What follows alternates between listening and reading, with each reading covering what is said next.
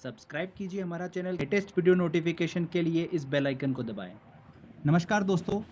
आज के इस वीडियो में हम बात करेंगे हिस्ट्री का एक वेरी इंपॉर्टेंट टॉपिक है गवर्नर, गवर्नर जनरल और वायसराय।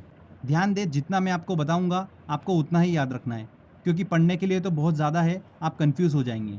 इस टॉपिक को हम देखिए दोस्तों दो वीडियो में कवर करेंगे। पहले वीडियो में गवर्नर, बंगाल के गवर्नर जनरल और भारत के गवर्नर जनरल को हम अच्छे से डिस्कस करेंगे। सेकेंड वीडियो में हम बात करेंगे सभी वायसराय के बारे में। क्लियर?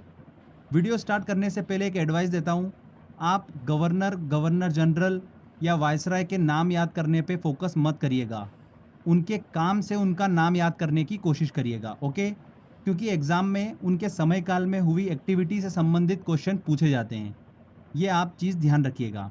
देखिए फ्रेंड्स, मैं आपको थोड़ा इजी कर देता हूँ, किन किन गवर्नर, बंगाल के गवर्नर जनरल या भारत के गवर्नर जनरल पर आपको सबसे ज़्यादा फोकस करना है, मैं आपको नाम बता देता हूँ। Robert Clive, Warren Hasting, Cornwallis, Wellesley, Lord Hastings, William Bentinck, Metcalfe, Dalhousie और कैनिंग। इन नामों पर आपको सबसे ज़्यादा फोकस करना है। ठीक है? इनके समय काल में हुई एक्टिविटी आपको अच्छे से समझना है। देखिए फ्रेंड्स, पहली पहली बार अगर आप इस टॉपिक को पढ़ रहे हो तो थोड़ा आपके लिए डिफ़िकल्ट ज़रूर होगा, पर इस लेक्चर को आप अगर 3 से 4 बार अच्छे से देख लेंगे और क्वेश्चन आंसर टेस्ट की प्रैक्टिस कर लेंगे तो आपके लिए टॉपिक बहुत ही ईजी हो जाएगा। देखिए, स्टोरी स्टार्ट होती है 1600 ईस्वी से। अंग्रेजों ने भारत के साथ व्यापार करने के उद्देश्य से ईस्ट इंडिया कंपनी की स्थापना करी थी। कब करी थी? 1600 ईस्वी में। और उस समय दिल्ली पर मुगल बादशाह जहांगीर का शासनकाल हुआ करता था। ब्रिटिश ईस्ट इंडिया कंपनी ने भारत में व्यापार करने के लिए जहांगीर से अनुमति मांगी और जहांगीर ने उनको अनुमति दे दी और अंग्रेजों ने भारत में व्यापार करना क्या कर दिया? शुरू कर दिया। आगे चलकर 1757 में ब्रिटिश लोगों ने बंगाल पर आक्रमण किया, जो कि आप सभी को पता ही है, प्लासी के युद्ध के नाम से जाना जाता है वो युद्ध। इस तरह से अंग्रेजों ने अपना शासन क्या करा? बंगाल पर भी स्थापित कर लिया। ये युद्ध ब्रिटिश सरकार ने रॉबर्ट क्लाइव के नेतृत्व में लड़ा था, इसलिए ब्रिटिश ईस्ट इंडिया कंपनी के भारत में संचालन करने हेतु बंगाल का पहला गवर्नर किसको बना दिया? रॉबर्ट क्लाइव को बना दिया। तो भारत में नियुक्त होने वाला बंगाल का पहला गवर्नर कौन बना दोस्तों? रॉबर्ट क्लाइव बना। वर्ड को ध्यान से समझिएगा, मैंने बोला है बंगाल का पहला गवर्नर। ओके? कौन था? रॉबर्ट क्लाइव था। तो चलिए, डिटेल में स्टडी करने से पहले एक मैं आपको ओवरव्यू दे देता हूँ कि किस तरीके से हम लेक्चर को आगे समझेंगे।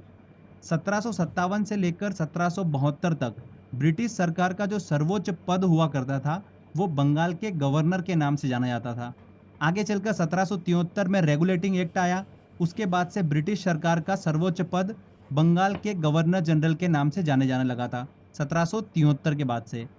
इसके बाद 1833 में चार्टर्ड एक्ट आया, ब्रिटिश सरकार का सर्वोच्च पद जो था बंगाल के गवर्नर जनरल की बजाय भारत के गवर्नर जनरल के नाम से जाने लगा। तो फ्रेंड्स ध्यान रखिएगा। फिर आगे चलकर 1858 से इसे बदलकर वायसराय कर दिया गया और जब भारत 1947 में आज़ाद हुआ उसके बाद से वायसराय की पदवी को हटा दिया गया और उसके स्थान पर फिर से गवर्नर जनरल के पद को अपनाया गया था, जब तक कि भारत का संविधान लागू हुआ। तो फ्रेंड्स, ये मैंने आपको एक ओवरव्यू दिया है, इसलिए बताया मैंने आपको कि हम आगे किस तरीके से स्टडी करेंगे, आपके लिए बहुत ईजी हो जाएगा। तो चलिए एक एक करके हम सभी जितने भी इंपॉर्टेंट पॉइंट्स हैं उन सभी को डिस्कस करेंगे समय काल के अकॉर्डिंग। तो सबसे पहले मैंने आपको बताया था बंगाल का पहला गवर्नर कौन बना था? रॉबर्ट क्लाइव बना था। तो उसी के समय काल से हम स्टार्ट करते हैं। रॉबर्ट क्लाइव ने अपने शासनकाल के दौरान द्वैत शासन मतलब डायआर्की व्यवस्था को लागू किया था। द्वैत शासन क्या होता है? देखिए, जब किसी भी स्थान पर शासन व्यवस्था जो होती है वो दो शासक के हाथों में हो तो उसे क्या बोलते हैं? डायआर्की व्यवस्था या फिर द्वैत शासन कहा जाता है। भारत इसका सबसे अच्छा एग्जाम्पल है। देखिए, भारत में शासन व्यवस्था दो हाथों में है, केंद्र सरकार और राज्य सरकार। भारत के हित के विषय केंद्र सरकार के पास में, जैसे ट्रांसपोर्ट, करेंसी, ये सारे विषय जो होते हैं वो केंद्र सरकार के अंतर्गत आते हैं। स्वास्थ्य, पुलिस, शिक्षा, ये सभी विषय जो है ये राज्य सरकार के अधीन आते हैं। तो भारत में डायआर्की सिस्टम है, तो रॉबर्ट क्लाइव ने भी इसी सिस्टम को लागू किया था। तो रॉबर्ट क्लाइव के समय काल में प्रशासन जो था वो बंगाल का नवाब चलाता था और भू राजस्व, सैनिक संरक्षण, ये सभी जो थे ये ईस्ट इंडिया कंपनी के हाथों में थे। आगे चलकर देखिए, रॉबर्ट क्लाइव के बाद में वेरेल्स्ट अगले गवर्नर बने, उसके बाद कर्टियर और उसके बाद 1772 में वॉरेन हेस्टिंग बंगाल के गवर्नर बने। तो हमको वॉरेन हेस्टिंग का समय काल अच्छे से समझना है। देखिए, बहुत ही इंपॉर्टेंट है, क्वेश्चन बनता है यहाँ से, ध्यान रखिएगा। इसके समयकाल में 1773 में रेगुलेटिंग एक्ट आया। इसी एक्ट के तहत बंगाल के गवर्नर का नाम बदलकर क्या रख दिया गया, बंगाल के गवर्नर जनरल रख दिया गया। क्लियर? तो ध्यान रखिएगा, वॉरेन हेस्टिंग जो था वो आखिरी बंगाल का गवर्नर और पहला बंगाल का गवर्नर जनरल बना था। कौन? Warren Hasting. रेगुलेटिंग एक्ट क्या था, देखिए मैं आपको सिंपल लैंग्वेज में बता देता हूँ। इसका मेन उद्देश्य ये था कि ईस्ट इंडिया कंपनी जो भारत में कार्य कर रही थी उसके कार्यों को नियंत्रित करना, संसदीय प्रणाली को स्थापित करना और राजनीतिक कार्यों को मान्यता देना, ये रेगुलेटिंग एक्ट का मेन उद्देश्य था। साथ ही इसी एक्ट के तहत 1774 में कलकत्ता में सबसे पहले सुप्रीम कोर्ट की स्थापना की गई थी। कहाँ पर की गई थी? कलकत्ता में की गई थी। ध्यान रखिएगा friends, very very important point है। और इसकी पहली न्यायाधीश कौन थी? एलिजा इम्पे थी। इसी के समयकाल में सर विलियम जोन्स ने एशियाटिक सोसाइटी ऑफ बंगाल की स्थापना की। साथ ही भारत का पहला समाचार पत्र द बंगाल गजट का प्रकाशन भी इसी के समयकाल में हुआ था। वॉरेन हेस्टिंग के समयकाल में ही हुआ। इन्हीं के शासनकाल में पिट्स इंडिया एक्ट पारित हुआ था। पिट्स इंडिया एक्ट क्या था? जो रेगुलेटिंग एक्ट आया था 1773 में, उसकी कमजोरियों को दूर करने के लिए और अंग्रेजों की हितों की रक्षा करने के लिए 1784 में ब्रिटिश संसद ने पिट्स इंडिया एक्ट पारित किया था। पिट्स इंडिया एक्ट के तहत इंग्लैंड में एक नियंत्रण बोर्ड की स्थापना की गई थी। वॉरेन हेस्टिंग को पिट्स इंडिया एक्ट जो था बिल्कुल भी पसंद नहीं आया था, जिसके विरोध में उन्होंने इस्तीफा दे दिया था और इंग्लैंड चले गए थे। वहां जाने पर उन पर ब्रिटिश पार्लियामेंट ने महाभियोग चलाया, पर कुछ समय बाद ब्रिटिश संसद ने उन्हें सभी आरोपों से मुक्त कर दिया था। तो ये पॉइंट ध्यान रखिएगा, एग्जाम में पूछ लिया गया था ये वाला पॉइंट। आगे चलकर देखिए, अगले बंगाल के गवर्नर जनरल कौन बने थे? लॉर्ड कॉर्नवालिस बने। इनका भी समयकाल बहुत ही इंपॉर्टेंट है, चलिए हम अच्छे से डिस्कस करते हैं। लॉर्ड कॉर्नवालिस की बात करते हैं तो भारत में सिविल सेवा और पुलिस का जनक किसे कहा जाता है? लॉर्ड कॉर्नवालिस को ही कहा जाता है। इसने अपने समयकाल में 3 प्रमुख काम करे थे, चलिए हम डिस्कस कर लेते हैं। पहला आता है सिविल सेवा। लॉर्ड कॉर्नवालिस ने ही सिविल सेवा की नींव रखी थी, इसीलिए लॉर्ड कॉर्नवालिस को भारत में सिविल सेवा का जनक कहा जाता है। सिविल सेवा के अधीन उच्च पदों की नियुक्ति कौन करता था? कंपनी के कानून के द्वारा की जाती थी। एक इंपॉर्टेंट चीज़ ध्यान रखिएगा, सिविल सेवा के अधीन उच्च पदों की नियुक्ति हेतु प्रतियोगिता परीक्षा की शुरुआत जो हुई थी वो आगे चलकर मैं आपको बताऊंगा लॉर्ड डलहौजी के समयकाल में हुई थी। ये एग्जाम में क्वेश्चन पूछ लेते हैं, तो दोनों में कंफ्यूज मत होइएगा। सिविल सेवा का जनक किसे कहा जाता है? लॉर्ड कॉर्नवालिस को कहा जाता है। और सिविल सेवा के अधीन जितने भी उच्च पद थे उनकी नियुक्ति हेतु प्रतियोगिता परीक्षा की शुरुआत जो करी थी वो किसके समयकाल में हुई थी? लॉर्ड डलहौजी के समयकाल में हुई थी। तो ध्यान रखिएगा, ये दोनों चीज़ बहुत ही इंपॉर्टेंट है। तो फ्रेंड्स, सिविल सेवा का जनक किसे कहा जाता है? लॉर्ड कॉर्नवालिस को कहा जाता है। ओके, सेकेंड देखिए चीज़ इनके समयकाल में क्या हुआ था, प्रमुख काम, पुलिस व्यवस्था की शुरुआत हुई थी। लॉर्ड कॉर्नवालिस ने प्रत्येक जिले में पुलिस थाने की स्थापना की और कुछ पुलिस कर्मियों को भी नियुक्त किया था। और तीसरा प्रमुख काम इसने क्या करा था? स्थायी बंदोबस्त को लागू किया था। इसने 1793 में बंगाल, बिहार, उड़ीसा में भूमि कर योजना को लागू किया था, जिसके तहत क्या होता था? जमींदारों को भू राजस्व का 90% भाग कंपनी को देना होता था और 10% भाग जो था भू राजस्व का वो अपने पास रखना होता था। इस योजना को किसने बनाया था? स्थायी बंदोबस्त योजना को सर जॉन शोर ने बनाया था। एक इंपॉर्टेंट पॉइंट और ध्यान रखिएगा, लॉर्ड कॉर्नवालिस ने अपने समयकाल में टीपू सुल्तान के साथ में श्रीरंगपट्टनम की संधि भी की थी। श्रीरंगपट्टनम जो जगह है ये मैसूर से 9 किलोमीटर दूर कावेरी नदी के टापू पर स्थित है। कॉर्नवालिस ने इस किले की क्या करी थी? घेराबंदी करवाई थी। उस समय पर इस किले पर राज कौन करता था? हैदर अली और उसका पुत्र टीपू सुल्तान इस पर राज किया करते थे, शासन किया करते थे। 1792 ईस्वी में इस घेराबंदी का अंत जो हुआ था वो अंग्रेजों के साथ एक संधि कर हुआ था। तो संधि जो हुई थी वो टीपू सुल्तान और कॉर्नवालिस के बीच में हुई थी और यही संधि क्या कहलाई थी? श्रीरंगपट्टनम की संधि कहलाई थी। तो ध्यान रखिएगा, श्रीरंगपट्टनम की संधि जो थी वो लॉर्ड कॉर्नवालिस के समयकाल में हुई थी। इसी के साथ में तीसरा जो एंग्लो मैसूर युद्ध था वो समाप्त हुआ था। अब ये एंग्लो मैसूर युद्ध क्या है ये मैं आपको आगे समझाने वाला हूँ। लॉर्ड कॉर्नवालिस के बाद में देखिए अगला गवर्नर जनरल कौन बना था? सर जॉन शोर बने थे। 1793 से लेकर 98 तक इनका समयकाल चला। इनके समयकाल में सिर्फ एक ही चीज़ आपको ध्यान रखनी है, खारदा का युद्ध हुआ था, ठीक है। और ये खारदा का युद्ध जो हुआ था ये मराठों और निजाम के बीच में हुआ था। इसको याद रखने का एक तरीका मैं आपको बता देता हूँ। देखिए खारदा में देखिए वर्ड जो आ रहा है स्टार्टिंग का खर खर, ठीक है। और खरखर की आवाज़ जो होती है उससे क्या होता है, शोर होता है हमेशा, तो उससे आप इसको ईज़िली याद रख सकते हैं, ठीक है। तो खारदा का युद्ध जब भी आएगा तो खरखर साउंड आपको वहाँ पर दिमाग में आएगा, और खरखर से क्या होता है, शोर होता है। तो सर जॉन शोर के समय काल में खारदा का युद्ध हुआ था, मराठों और निज़ाम के बीच में। इसके बाद में बंगाल के अगले गवर्नर जनरल कौन बने थे, लॉर्ड वेलेजली बने। इनका समयकाल भी बहुत ही इंपॉर्टेंट है, यहाँ से भी एग्जाम में क्वेश्चन बन जाता है। देखिए, लॉर्ड वेलेजली के समयकाल की बात करते हैं तो इसे बंगाल के शेर के नाम से जाना जाता था। इनके समयकाल में जो प्रमुख घटनाएं हुई वो कौन कौन सी थी, सायक संधि प्रणाली, बसीन की संधि, चौथा एंग्लो मैसूर युद्ध, और इन्होंने प्रेस पर प्रतिबंध लगाया था। तो ये 4 प्रमुख घटनाएं थी। एक एक करके चलिए सबको हम अच्छे से समझते हैं। लॉर्ड वेलेजली ने भारत में फ्रांसीसियों के भय को समाप्त करने हेतु सायक संधि प्रणाली की शुरुआत करी थी। अगर बात करते हैं कि भारत में सबसे पहले सायक संधि प्रणाली की शुरुआत किसने करी थी, तो वो किसने करी थी, फ्रांसीसी गवर्नर डुप्ले ने करी थी। इस प्रणाली का उद्देश्य क्या था, ब्रिटिश राज्य का विस्तार करना। इस प्रणाली के तहत दूसरे राज्यों से संधि कर कर उन्हें ब्रिटिश राज्य में मिला लिया जाता था। ध्यान रखिएगा, सबसे पहले हैदराबाद के शासक ने इस संधि को स्वीकार किया था। किस शासक ने, हैदराबाद के शासक ने। आगे देखिए, सेकेंड इंपॉर्टेंट एक्टिविटी क्या हुई थी, बसीन की संधि हुई थी। बसीन की संधि अंग्रेजों और मराठा पेशवा बाजीराव के बीच में हुई थी। तो बसीन की संधि का संबंध भी किससे है, लॉर्ड वेलेजली के समयकाल से है। आगे देखिए, चौथा एंग्लो मैसूर युद्ध जो हुआ था 1799 में, वो भी इसी के समयकाल में हुआ था, लॉर्ड वेलेजली के समयकाल में ही हुआ था। अंग्रेजों और हैदर अली तथा उसके पुत्र टीपू सुल्तान के बीच में समय समय पर युद्ध लड़े गए थे, जिन्हें एंग्लो मैसूर युद्ध के नाम से जाना जाता है। 32 वर्षों के बीच में 1767 से 1799 के बीच में 4 युद्ध लड़े गए थे। हमको देखिए, जिसको ध्यान रखना है वो है चौथा एंग्लो मैसूर युद्ध, जो कि हुआ था लॉर्ड वेलेजली के समयकाल में, और इसी युद्ध में टीपू सुल्तान जो था वो मारा गया था, इसीलिए हमको इसको ध्यान रखना है। चौथी प्रमुख एक्टिविटी क्या हुई थी इसके समयकाल में, कि इसने प्रेस पर प्रतिबंध लगा दिया था। ओके फ्रेंड्स, तो फ्रेंड्स ये अच्छे से हमने लॉर्ड वेलेजली का समयकाल डिस्कस करा। इसके बाद देखिए, अगला बंगाल का गवर्नर जनरल कौन बना, लॉर्ड कॉर्नवालिस बना। फिर से बना था ये 1805 में, पर जल्दी ही इनकी क्या हुई, उत्तर प्रदेश के गाजीपुर में मृत्यु हो गई थी। इसके बाद सर जॉर्ज वालो अगले बंगाल के गवर्नर जनरल बने। उनके समयकाल की देखिए एक प्रमुख घटना आप ध्यान रखिएगा, वेल्लोर का सिपाही विद्रोह जो हुआ था वो सर जॉर्ज वार्लो के समयकाल में ही हुआ था। इसके बाद में अगले बंगाल के गवर्नर जनरल कौन बने, लॉर्ड मिंटो। इनके शासनकाल की एक ही प्रमुख घटना है, अमृतसर की संधि। बस ध्यान रखिएगा, आप ज़्यादा आपको डेप्थ में जाने की ज़रूरत नहीं है। लॉर्ड मिंटो के बाद में देखिए आगे चलकर बंगाल के गवर्नर जनरल कौन बने, लॉर्ड हेस्टिंग बने। इनका समयकाल काफ़ी इंपॉर्टेंट है, क्योंकि इनके समयकाल के दौरान ही मद्रास के जो तत्कालीन गवर्नर थे टॉमस मुनरो, उन्होंने रैयतबाड़ी व्यवस्था को लागू किया था।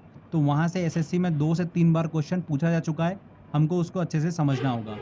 देखिए, जब लॉर्ड हेस्टिंग बंगाल के गवर्नर जनरल थे, उसी समय पर मद्रास के तत्कालीन गवर्नर कौन थे, टॉमस मुनरो थे। टॉमस मुनरो ने 1820 में मद्रास में रैयतबाड़ी व्यवस्था को लागू किया था। इसके बाद में बम्बई के गवर्नर ने भी रैयतबाड़ी व्यवस्था को लागू किया था। तो रैयतबाड़ी व्यवस्था क्या थी, ये हम अच्छे से समझ लेते हैं।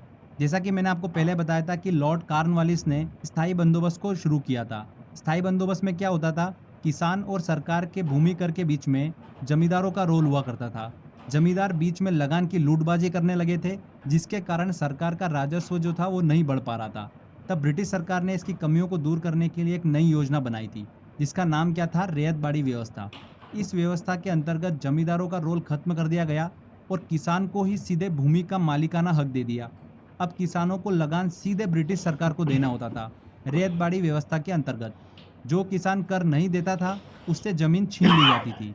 ध्यान रखिएगा, रैयतबाड़ी व्यवस्था सबसे पहले मद्रास में लागू हुई थी। मद्रास के किस जगह पर, बारामहल में शुरू हुई थी। इसके बाद देखिए अगले गवर्नर जनरल कौन बने बंगाल के, लॉर्ड एमहर्स्ट बने। इनका समयकाल इतना इंपॉर्टेंट नहीं है, आपको ध्यान देने की ज़रूरत नहीं है। उसके बाद देखिए फिर अगले गवर्नर जनरल कौन बने बंगाल के, विलियम बेंटिक। ये बहुत ही इंपॉर्टेंट है। 1828 से लेकर 1835 तक इनका समयकाल चला। इनके समयकाल के दौरान ही 1833 में चार्टर्ड एक्ट आया। चार्टर्ड एक्ट के तहत बंगाल का गवर्नर जनरल जो था, अब भारत का गवर्नर जनरल कहलाने लगा। तो ध्यान रखिएगा, विलियम बेंटिक भारत का पहला गवर्नर जनरल बना था। अगर हम बात करते हैं कि बंगाल का आखिरी गवर्नर जनरल कौन बना, तो वो कौन था, लॉर्ड विलियम बेंटिक। और भारत का पहला गवर्नर जनरल कौन बना था, वो बना था लॉर्ड विलियम बेंटिक। ठीक है, अब देखिए इनके समय काल में आपके लिए थोड़ा सा इजी बना देता हूँ। एक ट्रिक से देखिएगा, बेंटिक का नाम जो था वो क्या स्पष्ट कर रहा है, बैन। बैन मतलब किसी चीज़ पर बैन लगा देना। तो जितनी भी गलत गलत चीज़ें थी, लॉर्ड विलियम बेंटिक ने उन पर सब पर बैन लगा दिया और अच्छी अच्छी चीज़ों की शुरुआत करी थी। जैसे राजा राम मोहन राय के साथ मिलकर सती प्रथा को समाप्त कर दिया, उस पर बैन लगा दिया। ठगी प्रथा पर बैन लगा दिया, मतलब उसको समाप्त कर दिया। सभी गलत चीज़ों पर बैन लगा दिया, मतलब बंद कर दिया। इसीलिए इनके समय काल में कोई भी युद्ध नहीं हुआ था। ध्यान रखिएगा, इनका समय काल शांति का समय काल कहलाता है। अगर आपसे एग्जाम में कोई युद्ध से रिलेटेड क्वेश्चन पूछ ले, तो ये तो आपको क्लियर हो चुका है कि लॉर्ड विलियम बेंटिक के समय काल में कोई भी युद्ध नहीं हुआ था। तो अगर ऑप्शन में आता है तो इसको बिल्कुल मत लगाइएगा। अगर अच्छे काम की बात करते हैं तो 1835 में इन्होंने कलकत्ता में मेडिकल कॉलेज की स्थापना की। अंग्रेजी लैंग्वेज को भारत में उच्च शिक्षा का माध्यम बनाया। ये एग्जाम में क्वेश्चन पूछा गया था। नहरें, सड़कें, तालाब जैसे कई सार्वजनिक सुधार इन्होंने अपने समय काल में किए थे। तो ये लॉर्ड विलियम बेंटिक का समय काल आप ध्यान रखिएगा। इसके बाद देखिए अगले भारत के गवर्नर जनरल कौन बने, चार्ल्स मेटकॉफ। चार्ल्स मेटकॉफ के समय काल में एक ही प्रमुख घटना हमको दिमाग में रखना है कि इन्होंने अपने समय काल में प्रेस को स्वतंत्रता दिलाई थी। ध्यान रखिएगा, प्रेस को स्वतंत्रता किसने दिलाई थी, चार्ल्स मेटकॉफ ने दिलाई थी। लॉर्ड वेलेजली के टाइम पर प्रेस पर प्रतिबंध लगा दिया गया था, जो कि चार्ल्स मेटकॉफ ने उस प्रतिबंध को हटा दिया अपने समय काल में। चार्ल्स मेटकॉफ के बाद देखिए भारत के अगले गवर्नर जनरल कौन बने थे, ऑकलैंड, एलेनबरो, हॉर्डिंग्स। ये भारत के अगले गवर्नर जनरल बने। इनका समय काल देखिए ज़्यादा हम डिस्कस नहीं करेंगे क्योंकि इतनी इंपॉर्टेंट एक्टिविटी हमको यहाँ पर नहीं देखने को मिलती है। बस इतना ध्यान रखिएगा, एलेनबरो के समय काल में ही दास प्रथा का अंत हुआ था और रविवार को छुट्टी की शुरुआत भी इन्हीं के समय काल से हुई थी। हॉर्डिंग्स के समय काल में देखिए पहला एंग्लो सिख वॉर हुआ था। ध्यान रखिएगा, पहला एंग्लो सिख वॉर कब हुआ था, लॉर्ड हॉर्डिंग्स के समय काल में हुआ था। इसके बाद में देखिए भारत का अगला गवर्नर जनरल कौन बना, डलहौजी बना, जिनका समय काल चला 1848 से लेकर 1856। बहुत ही इंपॉर्टेंट है, यहाँ से एग्जाम में क्वेश्चन निकल कर आता है इनके समय काल से। लॉर्ड डलहौजी की बात करते हैं तो इन्हें ही आधुनिक भारत के निर्माता के रूप में जाना जाता है। देखिए कौन कौन सी प्रमुख घटनाएं हुई इनके समय काल में, चलिए डिस्कस करते हैं। रेलवे का विकास हुआ। पहली रेल डलहौजी के शासनकाल में ही 1853 में बम्बई से ठाणे के बीच में चली थी। संचार प्रणाली का विकास भी इन्हीं के समय काल में हुआ। पहली संचार सेवा जो थी वो आगरा और कलकत्ता के बीच में शुरू हुई थी।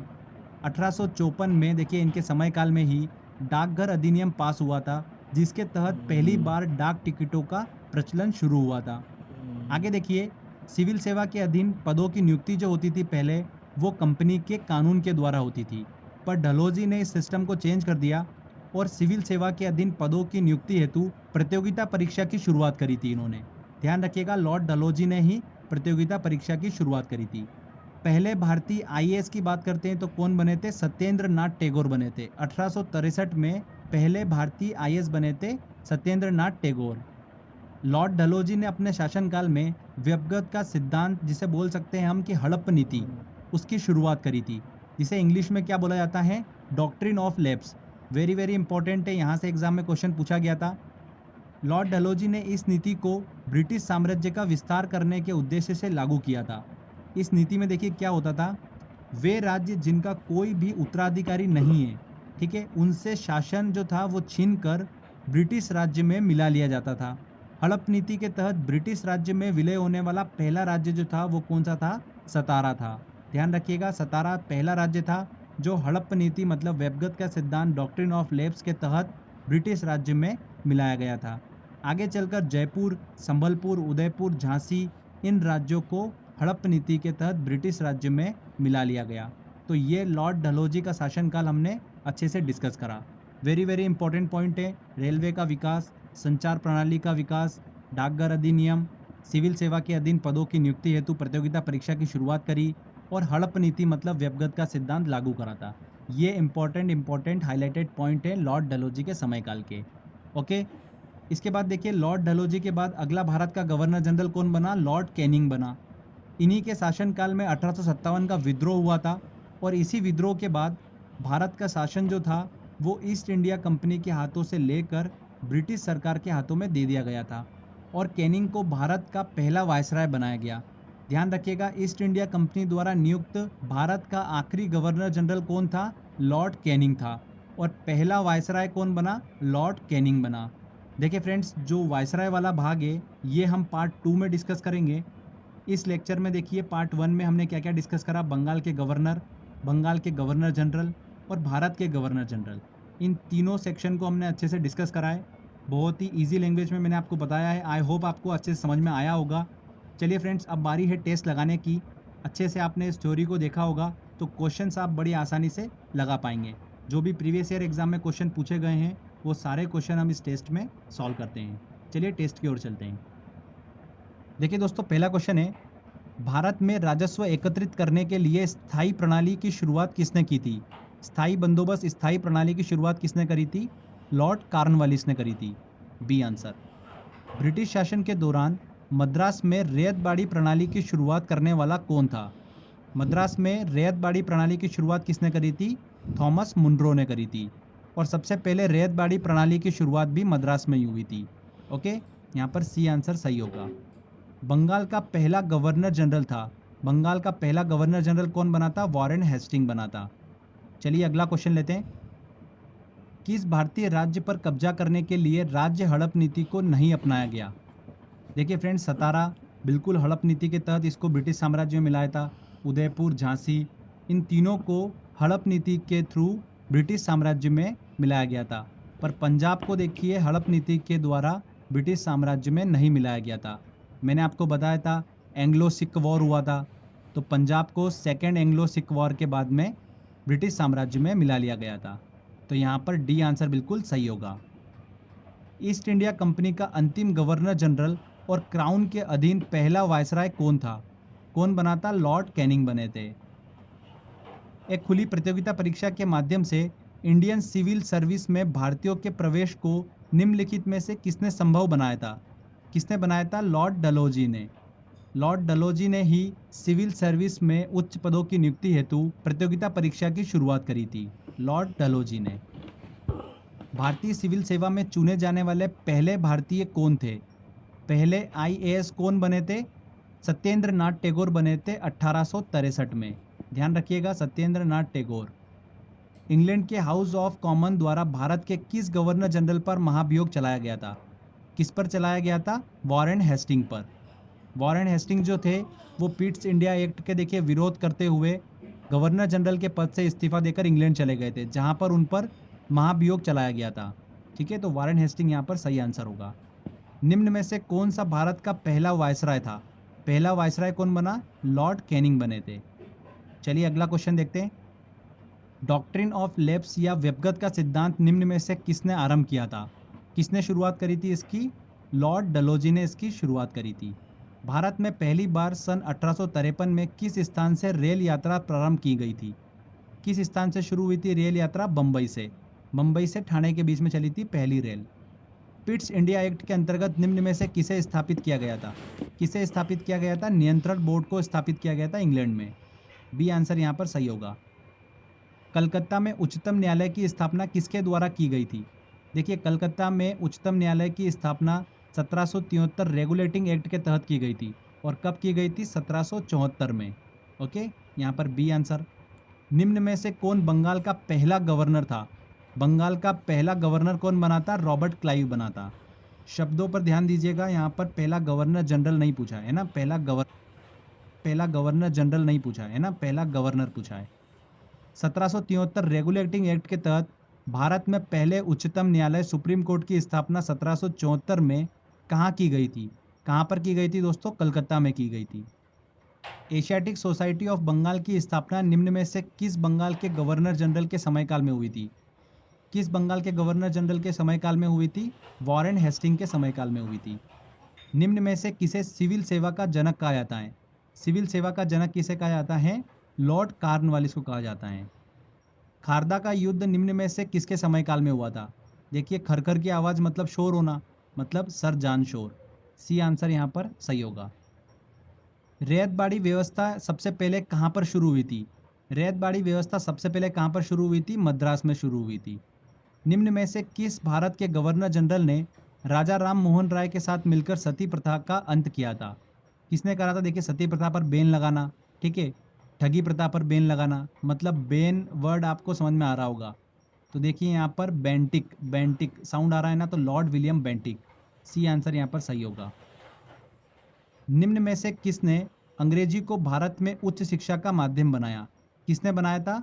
लॉर्ड विलियम बेंटिक ने, सी आंसर। किस भारत के गवर्नर जनरल ने प्रेस को स्वतंत्रता दिलाई थी? देखिए प्रेस को स्वतंत्रता किसने दिलाई थी? मेटकॉफ ने दिलाई थी। चार्ल्स मेटकॉफ ने प्रेस को स्वतंत्रता दिलाई थी। टीपू सुल्तान चौथे एंग्लो मैसूर युद्ध में मारा गया। ये युद्ध किस बंगाल के गवर्नर जनरल के समयकाल में हुआ था? चौथा एंग्लो मैसूर युद्ध देखिए किसके समयकाल में हुआ था? लॉर्ड वेलेजली के समयकाल में हुआ था। वेरी वेरी इंपॉर्टेंट क्वेश्चन है ये। निम्न में से कौन 1857 के विद्रोह के समय भारत के गवर्नर जनरल के रूप में कार्यरत थे? कौन कार्यरत थे? Lord Canning. लॉर्ड कैनिंग के समयकाल में ही 1857 का विद्रोह हुआ था। हड़प्पा नीति डॉक्ट्रिन ऑफ लैप्स के तहत ब्रिटिश राज्य में विलय होने वाला पहला राज्य कौन सा था? पहला राज्य कौन सा था? सतारा। निम्न में से किस भारत के गवर्नर जनरल के शासनकाल में रेलवे और संचार प्रणाली की शुरुआत हुई थी? किसके शासनकाल में हुई थी? लॉर्ड डलहौजी के शासनकाल में। लॉर्ड वेलेजली के द्वारा शुरू सहायक संधि प्रणाली को निम्न में से किस स्थान के शासक ने सबसे पहले स्वीकारा था? किस स्थान के शासक ने? हैदराबाद के शासक ने सबसे पहले सहायक संधि प्रणाली को स्वीकारा था। श्रीरंगपट्टनम की संधि टीपू सुल्तान और किसके बीच में हुई थी? श्रीरंगपट्टनम की संधि जो थी वो टीपू सुल्तान और कॉर्नवालिस के बीच में हुई थी, बी आंसर। निम्न में से किसे आधुनिक भारत के निर्माता के रूप में जाना जाता है?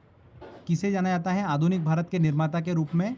लॉर्ड डलहौजी को, डी आंसर यहाँ पर सही होगा। तो फ्रेंड्स देखिए यहाँ पर हमारा ये पहला पार्ट कंप्लीट होता है। आई होप आपने सारे अच्छे से क्वेश्चन सॉल्व कर लिए होंगे। तो इस वीडियो को अच्छे से 2-3 बार देख लीजिए और टेस्ट की प्रैक्टिस भी कर लीजिए।